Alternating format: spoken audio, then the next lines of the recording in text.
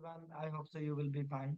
So today we are going to discuss about factors affecting reported profitability. So let me tell you the relationship of this topic because in profitability ratios, we calculate several ratios in which the first ratio we calculated that was gross profit margin ratio, and we also calculated operating profit margin ratio. We also discussed about net net profit ratio, and we also discussed about return on asset and return on equity, right? So these ratios we discussed in the profitability section. So if you will look into these ratios, so what is the formula for GP ratio? So we need a gross profit as a numerator, and we divide with the net sales value, right? And we multiply with the 100. So on the other hand, when you calculate operating profit ratio, so we need operating profit as a numerator. We can also utilize profit before interest and tax, okay, divided by what? Net sales. And then we discussed about net profit ratio. For that formula was net income, which is net profit divided by net sales, right? So because usually these ratios are into percentages, so we can multiply with the 100 to get the answer into percentage. Then we calculated return on asset. So for return on asset, the formula was net income divided by average total assets. Okay, so average total assets, I told you how we calculate. We need assets at the beginning of the year plus total assets at the end of the year divided by 2. This is how we get the return on asset, okay, or average total assets. And then if you will complete this formula, this is called return on asset. Then for return on equity, we discuss the formula net income divided by average total equity. So this is the formula for return on equity. Now, what is the point? So we are discussing today because in most of the ratios, we are using profitability, right? Profit value, profits value. For example, we use gross profits. Okay, we use operating profit. We also use net income. We also used here net income in return on asset ratio. We also use net income in return on equity ratio. So there are several factors are there, so which are affecting the net income, right? For example, when you produce the income statement, obviously, so because gross profit values, operating profit value, net income value, these value you will get from the income statement, right? And income statement format, we know income statement always starts with the revenue, right? From revenue, we always deduct cost of goods sold. This is your gross profit, and then we deduct operating expenses, which include selling and marketing expense, administration expense. So this is usually your profit before interest and tax. Okay, so then we deduct here interest expense. So you will get what here? Profit before tax. From there, we deduct tax expense. So you will get what? Profit after tax, which is also called net income. So now, guys, the why we are discussing this, because this in some certain ratios we use gross profit, in certain ratios we use operating profit, in certain ratio we use net income, right, to calculate the profitability ratios. So now first I'm discussing here the revenue, because revenue is the key point which will help us to drive the gross profit, operating profit, or what, the net income. So first we are discussing about revenue, because revenue, what is revenue, we'll discuss short thing about the revenue, and then we will see the relationship of revenue with the current assets.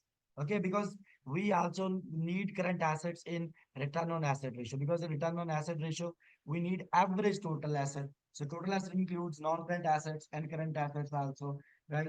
And then if you will make the sum of current assets and non-current asset, this is called total assets, right? So the first thing which we are going to discuss, the relationship of revenue with the current assets. So before moving to the relationship of revenue with the current assets, so let's quickly understand what was the revenue, which we have already covered in part one. So I'm just quickly reminding you here. So this is the general definition of revenue, which is written in framework, accounting framework. So how it is defined? So first way to define the revenue is, so revenues are inflows. So inflows means that you are receiving a certain amount of cash. Okay, and this cash you are receiving due to a rendering of services. Maybe if you are a consultancy firm, maybe you are rendering services to others. And once you will render the services to other, so you may receive some cash, right? So this is called your revenue. Or if you are a manufacturing business, or if you are a retail business, so then what? So you once you will deliver the goods, okay, to the customer, again you will get some certain amount of cash. So that is also revenue. So this is what is the first word of revenue. So revenues are inflows from delivering or producing goods or rendering services. And this is your normal operating activities. Okay, operating means this is your normal business. Sometimes revenues are defined this way. Let me give you example for here. For example, if I'm running a grocery store, right, and if I will sell the goods, right, to the customer, so customer will pay me the cash. So that cash is the inflow from rendering of services. So this is treated as a revenue. So sometimes revenue is defined this way also. What's the other way? Revenues are sometimes defined this way. It is the enhancement of assets, okay, of the firm. For example, best example is like, for example, when you made credit sales. So what entry we pass? We always record debit receivables and credit what sales. It means when we book the credit sales, so we record the receivables. So receivables, increase in receivables are called enhancement of asset. So it means at some time enhancement of asset is also treated as revenue. Then there is other definition. Sometimes settlement of uh, business liabilities is treated as a revenue. So I'll just give you a simple example. For example, I'm running a coaching institute or tuition center, for example. So maybe let's assume my students, they pay me the fees in advance. So whenever they will pay me the fee in advance, so what entry I will pass? I should debit the cash and I should credit the liability. I should not book the revenue. The reason is, so far it is my liability because against this fee, I have to deliver the lectures, right? So once lecture will be delivered, at that time I can pass this entry debit liability and credit what revenue. So it means here it is the settlement of liability. The liability is settled and that is treated as revenue. So this is the third definition of revenue. So it is the settlement of liabilities. So it means the revenues are your inflows from renting of services or from delivering of goods. Okay, or sometimes it is treated as, sometimes enhancement of asset is treated as revenue. Sometimes settlement of liability is treated as revenue, right? So this is just a definition of your uh, definition of revenue. And by the way, in part one, we studied there is a 5-step model is there, okay, to recognize the revenue from contract with the customer. And obviously, these lectures we have already covered. I'm just quickly, just maybe going to highlight only the steps, okay? Not I'm not going to explain in detail, but I'm just going to go through the steps. So step number one was what? So first of all, we need to identify the contract with customers, okay, to record the revenue. Step number two was what? We need to identify the performance obligation in the contract. Performance obligation, you know, it's a promise of the seller that what seller is going to deliver. For example, if I'm going to sell you, I'm going to sell a computer. So it means my performance obligation is to deliver the computer. So we have to identify the performance obligation. Then we need to determine the transaction price. Transaction price means the price of the computer, which I'm going to charge to the customer. So that is called transaction price. And step number four is what? Sometimes we need to allocate the transaction price to performance obligation in the contract. For example, if I'm selling you, for example, two things in $200, let's say I'm selling you computer, plus I'm going to sell you, let's do maintenance support, maintenance services. So it means now I have a two performance obligation. One is to deliver the computer, one is to provide the maintenance services. So this $200 is for both performance obligation I have charged to the customer. So what I have to do, I have to split this $200 to computer and to maintenance. For example, let's assume uh, $160 is for computer and $40 for maintenance service. By the way, we studied this, how to allocate the transaction price. This is your transaction price to each performance obligation, right? So we use standalone prices to allocate. So then after allocation, what? So we can book the revenue. So recognize the revenue when or as performance obligation is satisfied. So we can book the revenue only at that time once performance obligation is satisfied. For example, today I have delivered the computer, okay, to the customer, and control of the computer is passed to the customer. So it means this performance obligation is satisfied, so I can book the revenue, right? But for maintenance service, let's assume this maintenance service is for 2 years. As each year, I will see how each year, for example, this $40 I have received for 2 years. Maybe every year $20. Okay, so I can book as a revenue. So because this performance obligation will be satisfied over time, and this performance obligation is satisfied at point in time, right? So this is what is the revenue, guys. Now I'm just moving to the main side, which is really, really important. Revenue and its relationship to the current asset. So this is a really important thing. So what is the relationship of revenue to the current asset? Okay, because the revenue we use in the income statement. So to drive our, profits value, like gross profit, operating profit, or net income, right? But it has relationship with the current asset. So let me give you example for this. For example, usually when we sell the goods, for example, I sold certain inventory, and for example, I sold the inventory for $200. Let's assume the sale price is $200, but the cost of inventory was, for example, $150. So whenever we sell, so what we have to do first, we have to record selling price, right? First, we have to record the sales actually. So what entry we pass when we record the sales, because sale is always recorded with the sales price. So what entry we pass, we debit the account receivables, or we debit the cash. It depends. It's a credit transaction or cash transaction, and we credit the sales, right? For example, this entry will be passed with $200. So debit receivables, credit sales. Okay.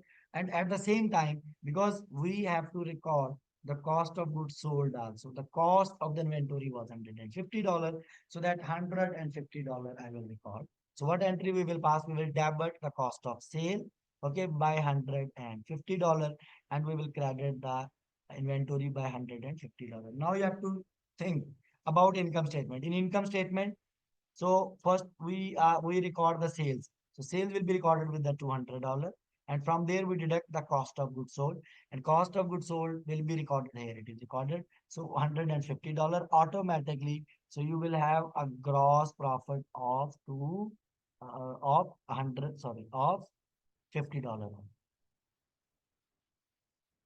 Right.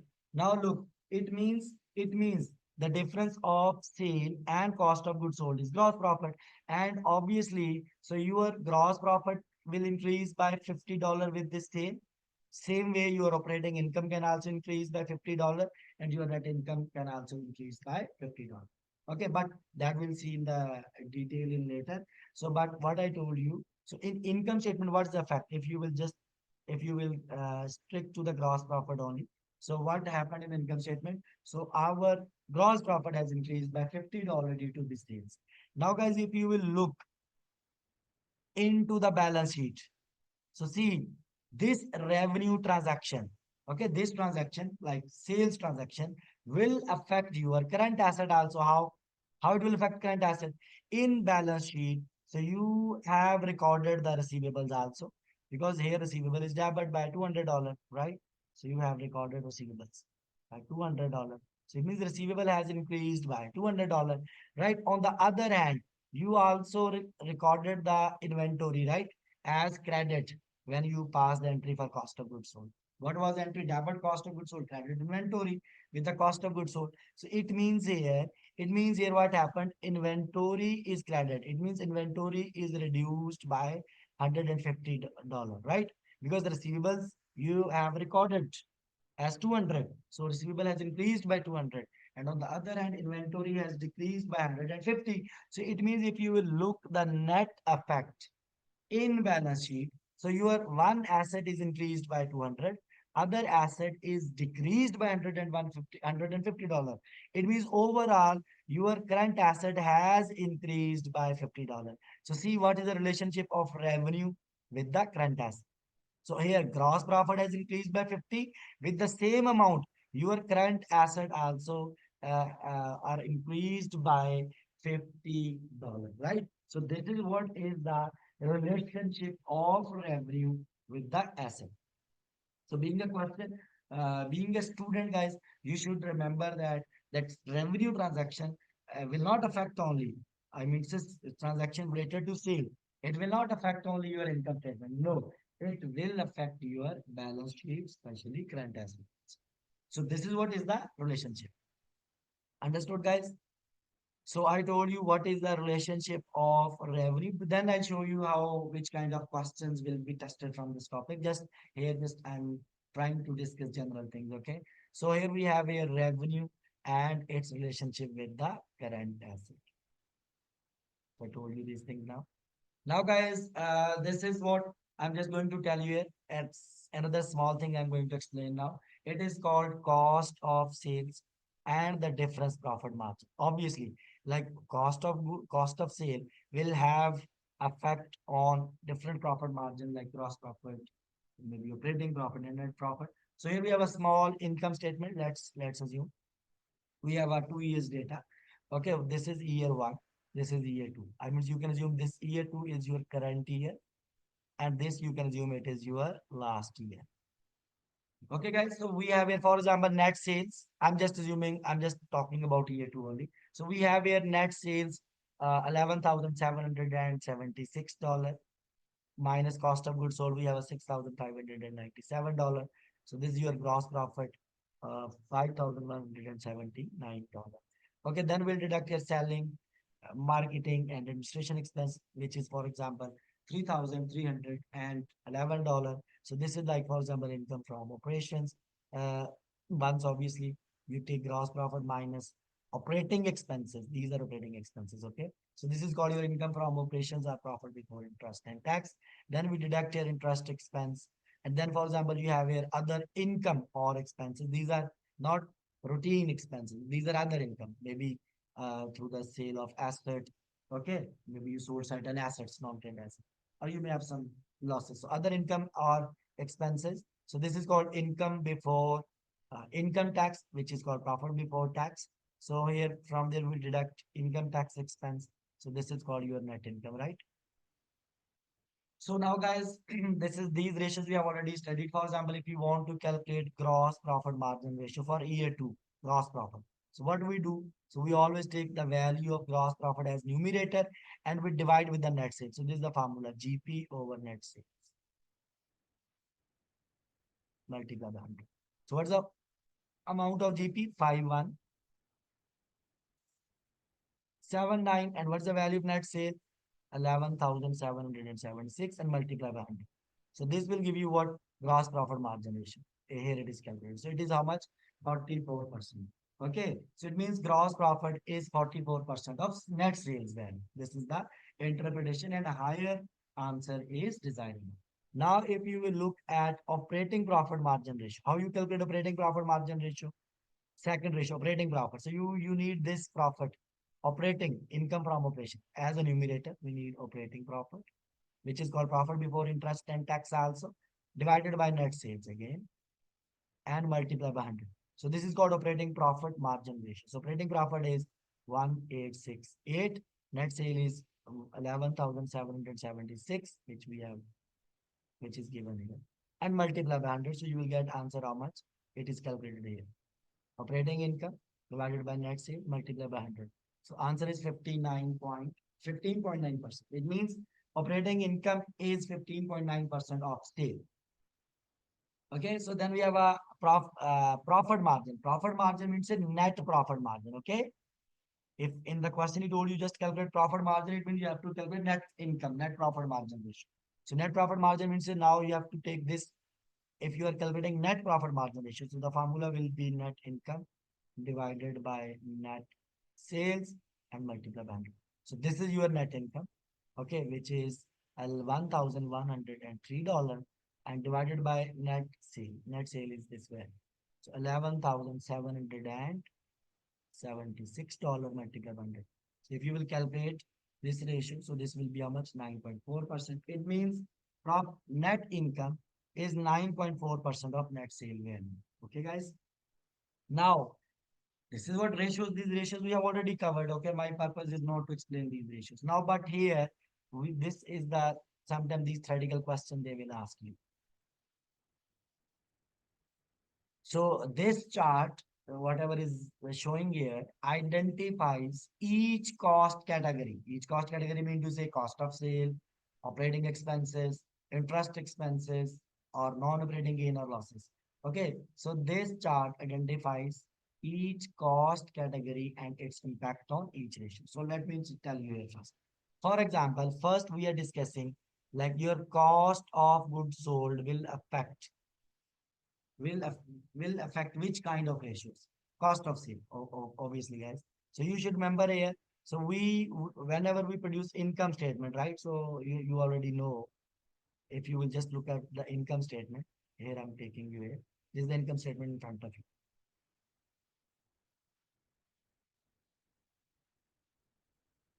Okay, this is the income statement in front of you. See, so cost of sale, we always deduct from net sale value. It means sale minus cost of goods sold, you will get gross profit. Then selling expense, you have income from operations. Then minus interest expense plus minus other income or expenses. This is called income before tax. Then income tax expense. So you will get net income. This is the format, right? This is the format of income statement. Now, if you look at here, your cost of goods sold will affect your gross profit ratio also, because gross profit ratio GP is calculated after the deduction of cost of goods sold from net sale. And this cost of goods sold will also affect your operating profit ratio also. Okay, because to arrive at income from operation, we already deducted cost of goods sold. And this cost of goods sold will also affect your net income ratio, right? So please, this is what is the point here. That cost of goods sold will have effect on GP, gross profit ratio, will have effect on operating profit margin ratio, and will have effect on net income ratio. Understood? A net profit ratio. Clear? So this is what you have to remember. So these three ratios are there: GP ratio, operating profit margin, and net income ratio.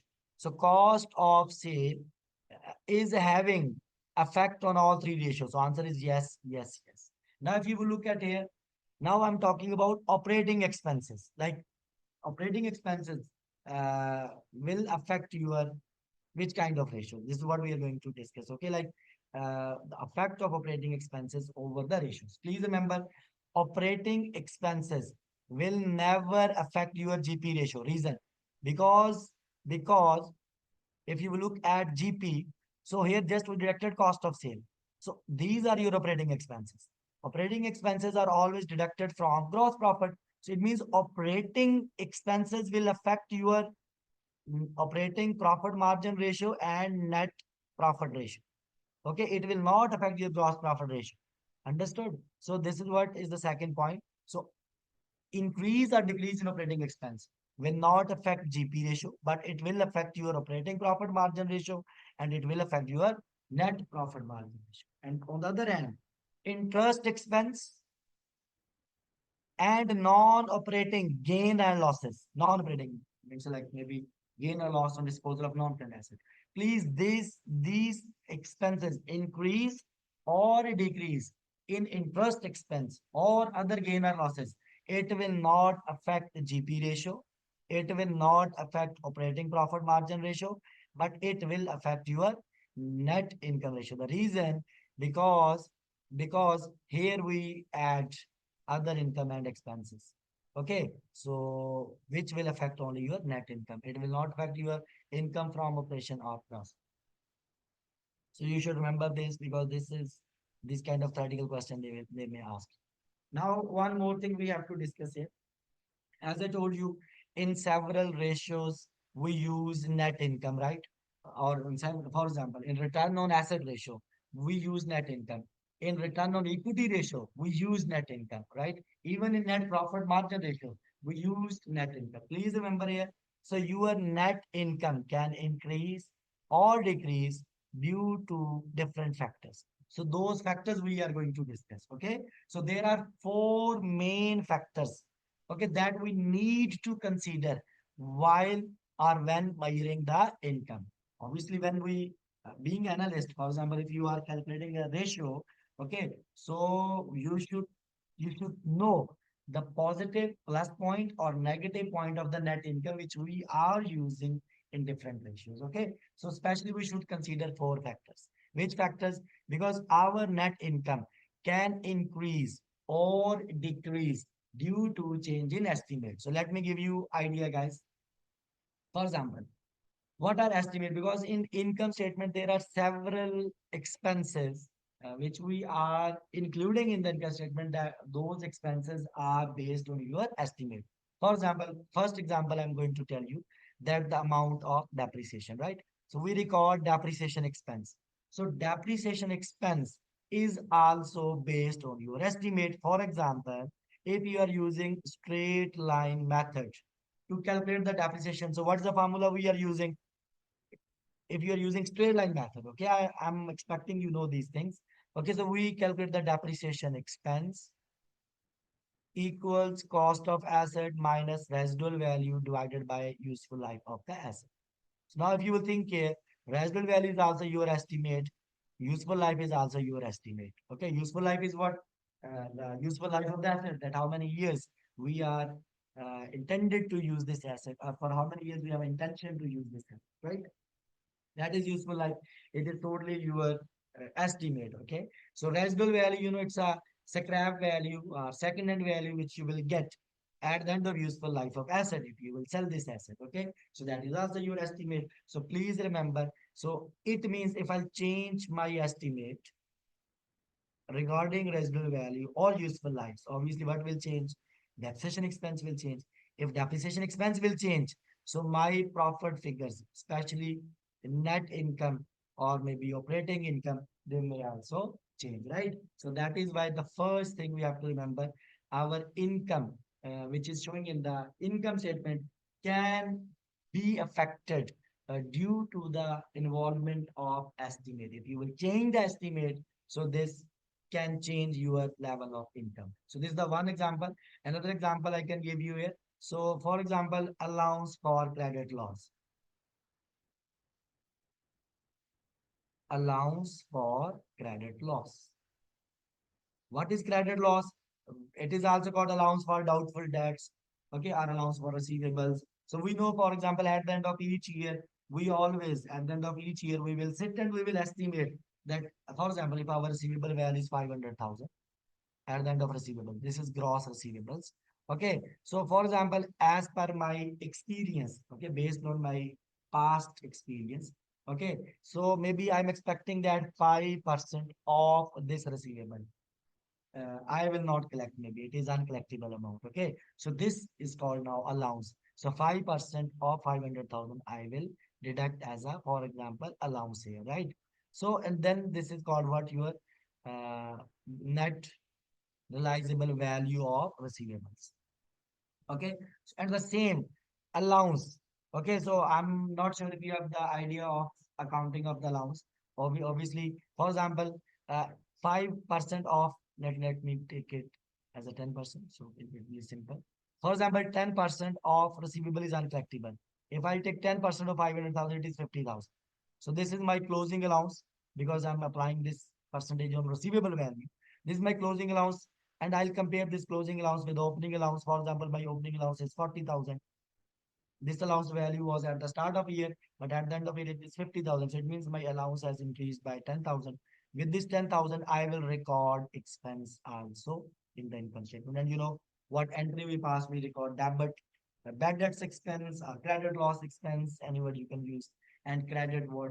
The allowance for receivable, right? Or allowance for credit loss, or for allowance for uncollectible account, right? So this entry we pass. It means again, this is this 10% or 5% or 3%, whatever, based on my past experience, it is also estimate. So there's another example. It means this expense, which is based on my estimate, will also go to income statement and it can change the value of income. Okay, so I quoted two examples.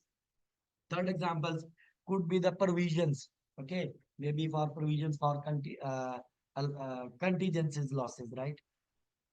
So there are several factors are there in the income statement which are based on our estimate. So it means if I change my estimate, So very easily I can play with the income statement and I can change the level of profit. So this is the first factor you should consider, right? Being a financial analyst, so you have to consider the involvement of estimate also, right? Because these estimates can change the value of profits in the income statement, which can change the result of ratios. Then another accounting method. For example, accounting method means like accounting principles. For example, guys, let's assume I'm just giving example. Uh, if let's assume sometime in accounting standards or in accounting standard codification or under or in IFRS, so sometimes we have a multiple option, okay, to do the accounting. For example, when we value the inventory, so we under US GAAP, I'm telling you, so we have a different option. We have a FIFO method available. We have a LIFO method available. So by the way, LIFO is not permissible under IFR. Okay, it's not permissible. So we have an average method. We have a different methods we have available to value the inventory, right? Again, if I'm moving from FIFO to LIFO or from FIFO to average, so it means my cost of goods sold value can change and my value of closing inventory can change. Okay, so now see, it means here sometime being a financial analyst, you have to think, okay, about the accounting principle, the accounting method used by company to produce the income statement, right? Because every method can give you different option. Another example, for example, if you will use straight line method to calculate the depreciation or accelerated method, okay, so obviously you will get different depreciation expense under each method and you will get different level of income under each method. So obviously being again financial analyst, you have to think, okay, you have to think which method they are using, right? Because if as accountant I want to manipulate the values, i can change I can change maybe the accounting method. As I give example, we have a different methods available to value the inventory, to calculate the depreciation, right? We have a different choices. For example, even maybe I don't want to say the technical things. For example, if as a investor, for example, if I have invested in the common stock of other company and my voting percentage is 35%, again I have a two option to choose. I can use fair value model, I can use equity method. Again, here we have a two accounting methods available. So if I choose this value, it will work this method, fair value method, it will work different way, equity method, it will work different way, and it will have different effect on income statement and even in the balance sheet, right? So being a financial analyst, you should consider this point also. So first point I told you, you should consider about the involvement of estimate, which we are using to drive the income. And second thing, we also need to analyze the accounting method, which have been used by the companies to produce the financial statements, right? The choice of accounting methods can also manipulate the figures in the financial statements. Another thing, disclosures. Guys, disclosures are also important. Okay. Please remember, even I'm the financial analyst, I'm just giving you one example. You should understand that. For example, if I will look, like being even typical accountant, if I will look into the income statement, in income statement, cost of goods sold value is there. Closing inventory value is also there, right? Closing inventory we use, to drive the cost of goods sold. How cost of goods sold is calculated? Opening inventory plus purchases minus closing inventory. Shortcut. Okay, I'm telling you. So it means how this value is calculated, cost of goods sold or closing inventory. So we have a different options again. So we have a LIFO method, FIFO method, weighted average method, periodic method. We have a different methods, okay? We have a different methods. Now the point is that being accountant, if I will look the figures of cost of goods sold or closing inventory, trust me, I cannot recognize which inventory valuation method the company has used. I don't know. Okay, I cannot say anything. So that is why it is important to go through the disclosures, required disclosures also, because which method companies has used to calculate the cost of goods sold or closing inventory, they need to disclose in the disclosures, in the footnotes. Same example for depreciation methods. So companies need to disclose, okay, which depreciation method they have used. Understood, guys? So this is the third point. So disclosure requirements are also important to read being a financial analyst, you should meet the disclosure requirement. Because by looking into the financial statement, you cannot sometimes judge which accounting method they have used, okay, or how they have estimated some values. So we need to go through the disclosure. So this is also important factor to understand. The next, we also need to consider the fourth factor is we also need to consider different needs of user, right? So fourth factor. So please remember, we are discussing the topic guys that which factors can affect level of income. So level of income can be affected by involvement of estimate. Level of income can be affected by the involvement of different accounting method. Okay, disclosure requirements and now need of the users also. Please remember, guys, uh, internal users, like for example, there are some internal users of financial data. For example, management, board of directors. Mainly they use, management accounting for them. Okay, maybe financial accounting is not that much useful for them for internal users, right? So, and if they are using management accounting, for management accounting, they don't need to follow gap requirements, etc. Right? So management accounting, I hope so you know the idea that in which we produce budgets, variances, costing, these kind of things, right? But if you are external users, for external users, financial accounting is more important. Like income statement, balance sheet, statement of cash flow, statement of changes in equity, and those statements must be prepared in accordance with the IFRS or US GAAP. Okay, so again, we also need to consider while we calculate the ratios or interpret the data. So we need to consider who is the user, right? So we have some users, like for example, external users could be investors.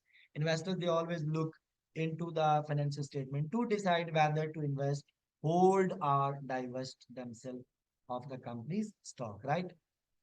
So creditors, they always look for information to help them decide whether to extend credit to the company.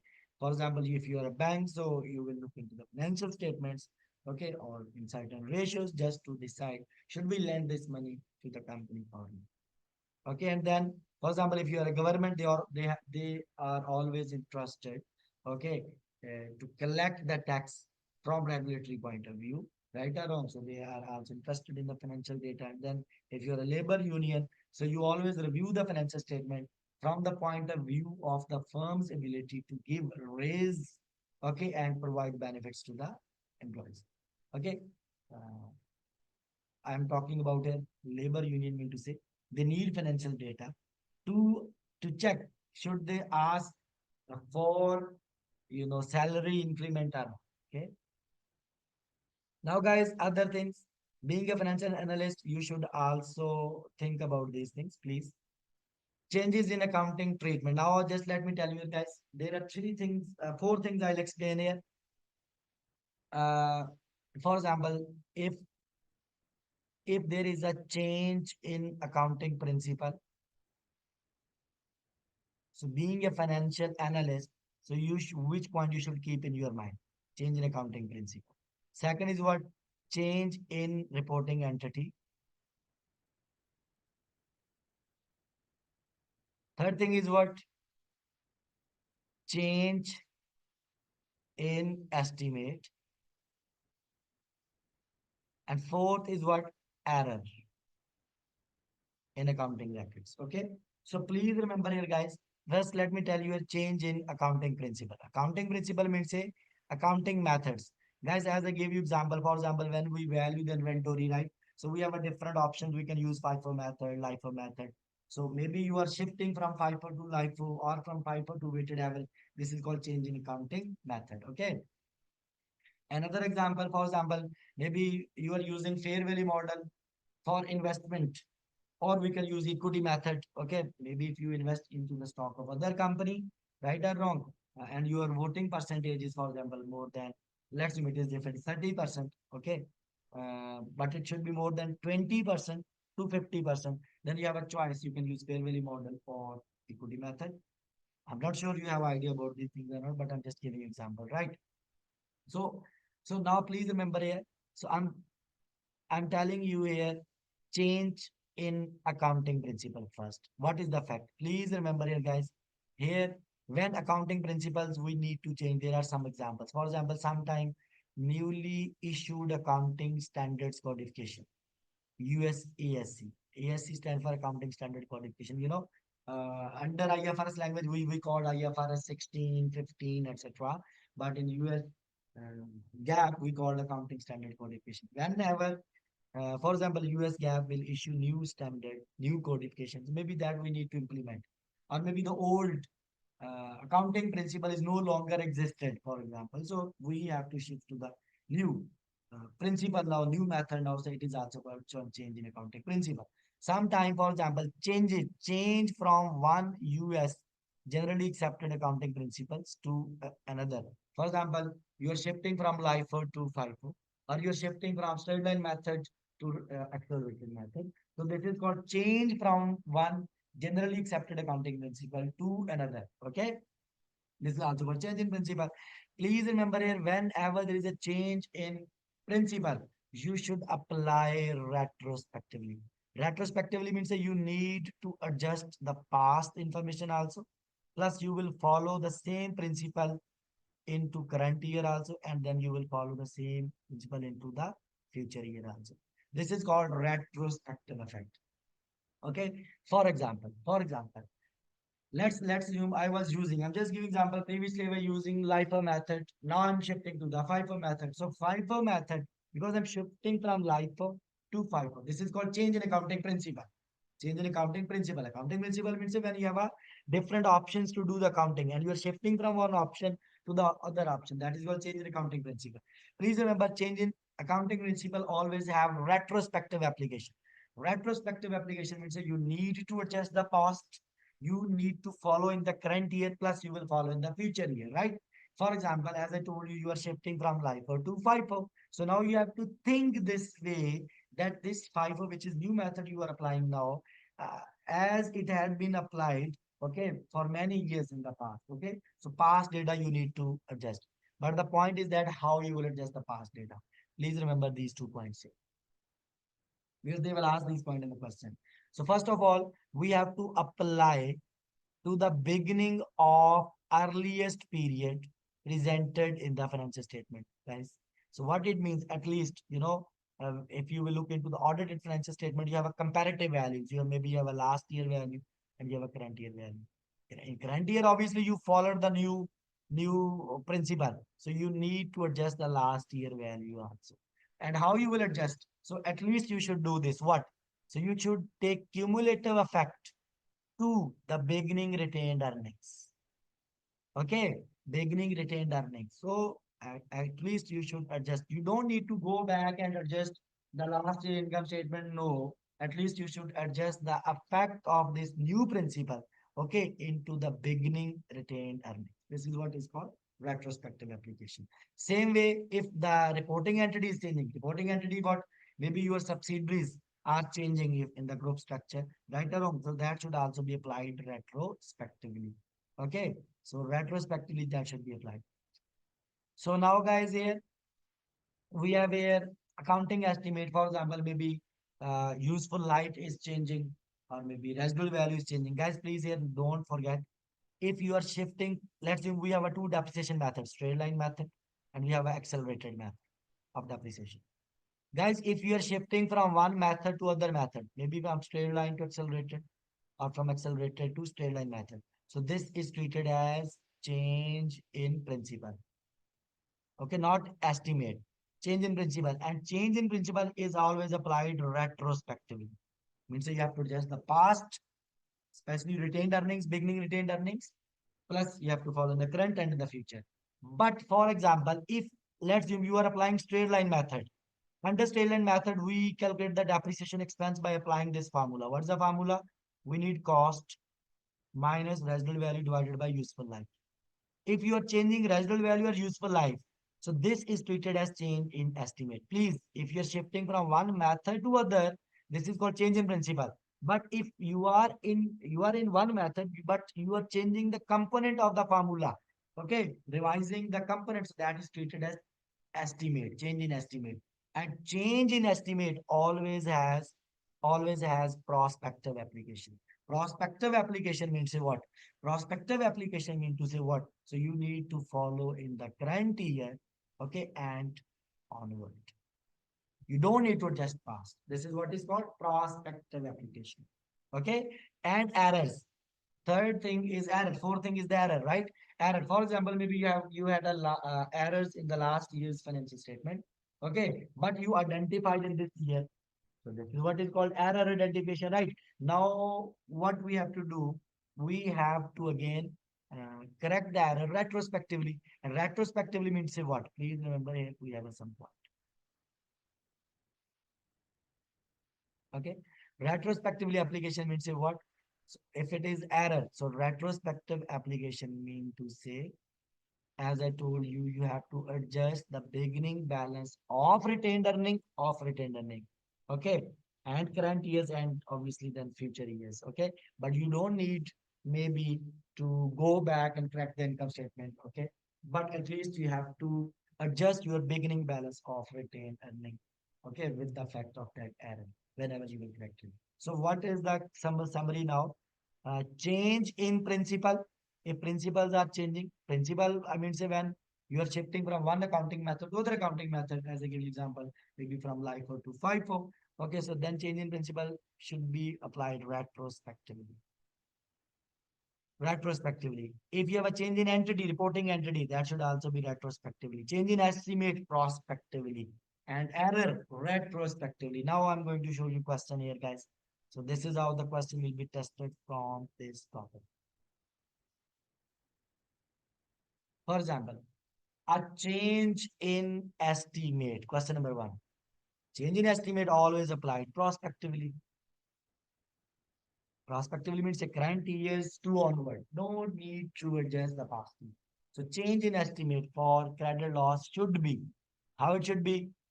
Handled retroactively? No. Treated as an error? No. Change in estimate is not an error. Error is something different. Error is like some mathematical mistake, right? Okay, then what? Considered as extraordinary item? No, it's not a non-routine item. Treated as affected only the period of change? Yes. So period of change means it from current year. Estimate, if there is a change in estimate, that should be followed from the period of change to onward. So it means the change in estimate, okay, for credit loss should be treated as affecting only from the period of change. Option D is correct. Understood, guys? Then you have another question. This is also important question. So I'll request. So here we go, guys. Let's have a look. They're saying at the beginning of last year,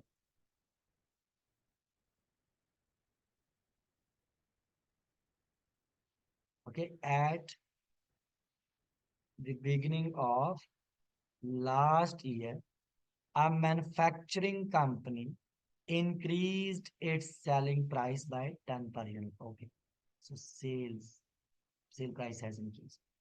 This price increase has no effect on the volume of sales. They are saying that price has no effect on the demand of the product. Okay. Just you increase the price. Usually, when we increase the price, so maybe sale volume can decrease, right?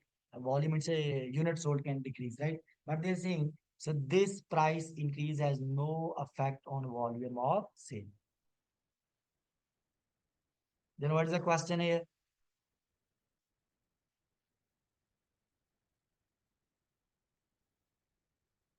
The question is, as a result, operating profit margin will. Guys, operating profit margin is what? We need sales, right? Sales minus cost of goods sold equals gross profit. Okay, minus operating expenses. Operating expenses means selling, marketing expenses equals operating income. So here we go. Okay, they are saying that as a result, operating profit margin will what? What will happen, guys, with operating profit margin?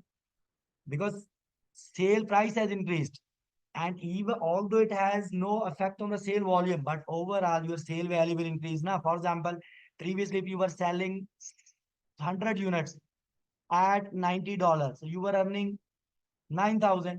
Now you are selling same unit but at $100 because price is increased by 10 from 90 to 100. Now your sale is, for example, 10,000, 100 into 100. It means once sales will increase, he didn't tell you anything about cost of goods sold. So it means we can assume cost of goods sold is unchanged. When sales will increase, Gross profit will increase. And he didn't tell you anything about operating expenses. Obviously, your operating profit will also increase here. So it means as a result, operating profit margin will increase as a result of price increase. Yes, this is correct option. Right. Second, why these others are not correct? Why? Let's have a look. They're saying as a result, like when you increase the selling price by $10, the operating profit margin will change as a result of price increase, but the direction of such change cannot be determined. No, this is correct statement till here. Operating profit margin will change as a result of price increase, but direction of such change is determinable. How? If sales has increased, operating profit margin will also increase. So due to this part of statement, this is not correct option. Then operating profit margin remain unchanged. No, it will increase. So operating profit margin decline. No, it will not decline. It will increase. Okay, so others option are not correct. Option A is the. Then you have another question, guys, on your screen. Here we go. They're telling you if a gross profit margin has decreased substantially over the past 3 years. First, you should know what is gross profit margin. Gross profit margin means sales value minus cost of goods sold equals gross profit. So they're saying gross profit has reduced last 3 years. So there could be two reasons. Either your sale has decreased or your cost of goods sold has increased. If any one of them is happened, so your GP will reduce. Okay. So they think if gross profit margin has decreased substantially over the past 3 years, which one of the following best explain this decrease? Like why GP has decreased? So I told you there are two main reasons. Maybe sale has decreased or cost of goods sold has increased. So we have to think now. We have to find that this is the reason to decrease the GP. So let's read it now. So they're saying that which of the following best explains this decrease? Number one, I'm reading first B. The cost of merchandise inventory. Merchandise inventory means purchases has decreased. Okay, so if you will think about how we calculate cost of goods sold, we always need opening inventory plus purchases minus closing inventory.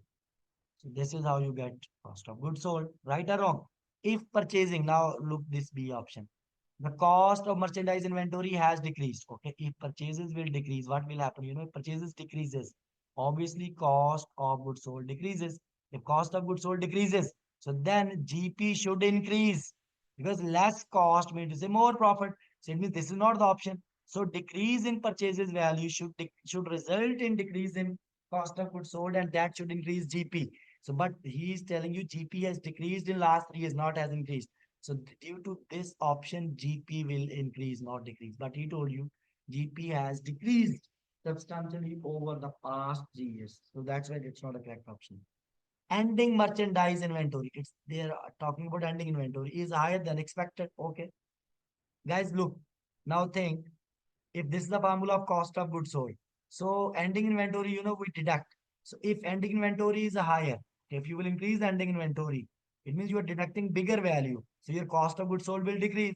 If your cost of goods sold will decrease, again your GP will increase. So it means due to this option, if ending inventory is higher, so your GP should increase, not decrease. But what happened in the last 3 years, GP has decreased. So this is also not an option. Then cost of goods sold has remained steady. It means if cost of goods sold is unchanged, if cost of goods sold is unchanged, then GP should remain unchanged also, right or wrong? Okay. Let's read the complete. This thing cost of goods sold remains steady while total expenses have increased. This thing cost of goods sold is we don't have any we don't need to consider other expenses because other expenses will not affect cost of GP. GP will be affected by only sales and cost of goods sold, right? So if cost of goods sold has remained steady, so it means it should not affect your GP. It should not affect. But GP has decreased over last 3 years. It means this is also not the option. Then it means only one option is left. So which is option A. So this is the answer. Now let's read what is option A. A physical count of merchandise inventory showed missing inventory higher than expected. Guys, please remember here. Actually, we can interpret this way. We have a one, let's zoom in inventory value. Inventory value as per physical count and inventory value as per our accounting rank. So actually, the meaning of this statement is, if you will go through here, a physical count of merchandise inventory, okay, showed missing inventory higher than expected. If you will just make it simple interpretation, it means physical count where physical count is less, inventory is showing higher in the bracket. But in simple words, your actual inventory is less actual, but the inventory which is in the bracket, that is higher. So if you will reconcile, it means you have to reduce value of closing inventory, right? Closing inventory you have to reduce, because from this value which is in the record, you have to come to the physical count, because inventory, physical inventory, and in the record it should match. Actual inventory is less, but in the record it is showing more. So it means you have to practically now you have to reduce the value of inventory. You have to reduce the value of inventory, right? Because actual inventory you have to deduct now. So that is why now it means your closing inventory you have to reduce actually. So if you will reduce the closing inventory, look, if you will reduce the closing inventory, if you will reduce the closing inventory, what will happen? Cost of goods sold will increase. If cost of goods sold will increase, your GP will decrease. So this is cost. If cost will increase, GP will decrease. Yes. So this could be the reason. This could be the reason. That is why your GP is substantially lower in last 3 years. So this could be the reason. This is the answer to this. We have next question also. For example, the item reported as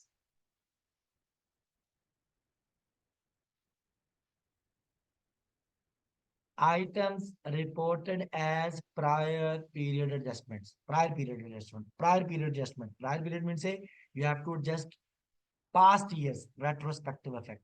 Retrospective effect is required for errors also. Retrospective effect is also required for change in accounting principles. Okay. It is also required for change in reporting entity also. So now let's have a look. They're saying items reported as prior period adjustment. Prior period adjustment means that you have to adjust opening balance of retained earning. This is called prior period adjustment. Okay. So items reported as prior period adjustments. So let's go to the first point. Do not require further disclosures in the body of financial statement. No, guys, whenever you are adjusting retained earnings are previous years, so you have to disclose. They're saying you don't need to disclose. No, you have to disclose. This is incorrect option. Then items reported as prior period adjustment are reflected as adjustment of the opening balance of retained earnings. Yes. Prior period adjustment means we have to adjust the opening balance of the retained earnings of the earliest period presented. Yes. We have to adjust opening retained earning balance, plus we need to disclose. And by the way, this statement is correct. So here, why not C is correct? So they're saying items reported as prior period adjustment do not include the effect of mistake in the application of accounting principle. No. So whenever there's a mistakes in the application of accounting principles, so you have to just opening balance, or it's kind of error, na? It's kind of error. Errors always requires prior period adjustments. They're saying do not include the fact of mistake. No, it includes the fact of mistake. It includes the fact of error. Then what? Again, items reported as prior period adjustment do not affect the presentation of prior period comparative finance. No, comparative financial statement you have to adjust. As I told you, opening retained earnings you have to adjust, which are showing in the comparative financial statement. Comparative is what?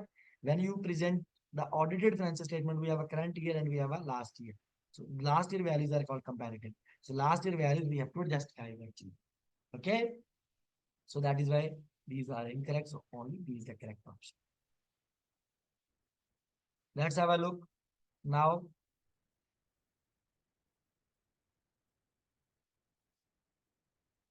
So here we go.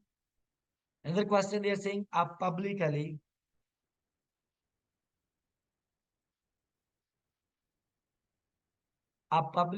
traded corporation, like it's a listed company, made a large arithmetical error.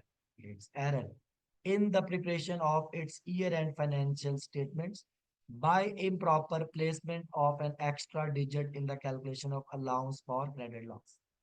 So they're saying by improper placement of extra digits. So maybe, in the financial statement, so for example, when we record receivables minus allowances equals net receivables, okay? So they're saying maybe they placed extra zero here or extra digit in the allowance. So they're saying that actually it's an error. It's an error simply. Error, okay? Error. Error always have retrospective effect. We need to adjust beginning balance of retained earnings.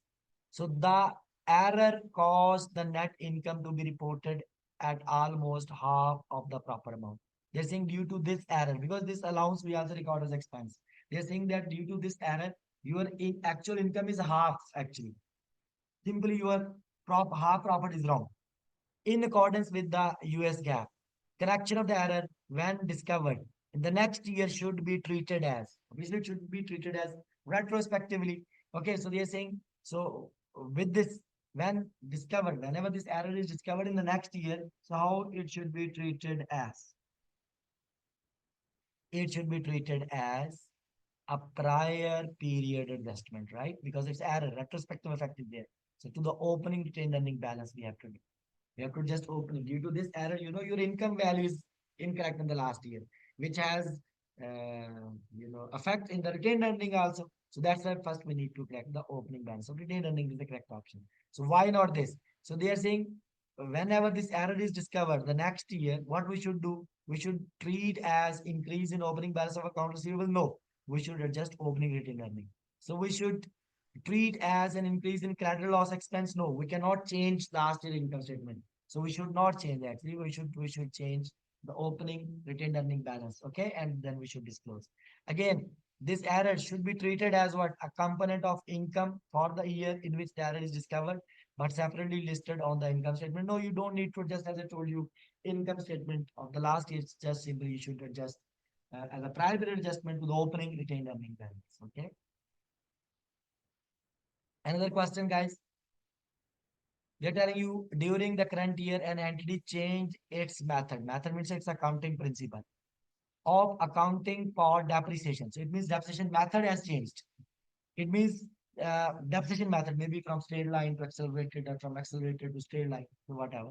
So they think because it believed that the result would provide more reliable and relevant information. They're saying that uh, this is the reason to change this method is to increase the transparency of the financial statement.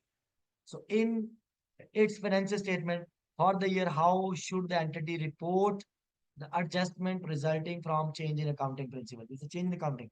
Because when method is changing, that is accounting principle. So accounting principle always applied retrospectively. Okay, so they're saying not disclosure in financial statement. No, you have to give disclosure whenever accounting principle is changing. So you should apply retrospectively and disclosure should be provided. So then they're saying that include in determination of the profit or loss for the current period as cumulative effect adjustment. No, not only the current period. So you have to adjust the past year also. This is incorrect. Then C, disclose as separate type of depreciation expense directly following depreciation expense in the current year, not in the current year. You have to adjust in the past year also. Report as an adjustment to the beginning retained earning balance. Yes, because retrospective effect you have to show of the earliest period presented in the financial statement. This is the correct option. Now, guys, look at this question. There is a reason to include this question. So they're saying a company bought a new machine and estimate that machine will have useful life of 10 years. Okay. And salvage value of 5,000. After machine has been put in service for 2 years, maybe after 2 years, the company has decided to change the estimate. It's a change in estimate, not method.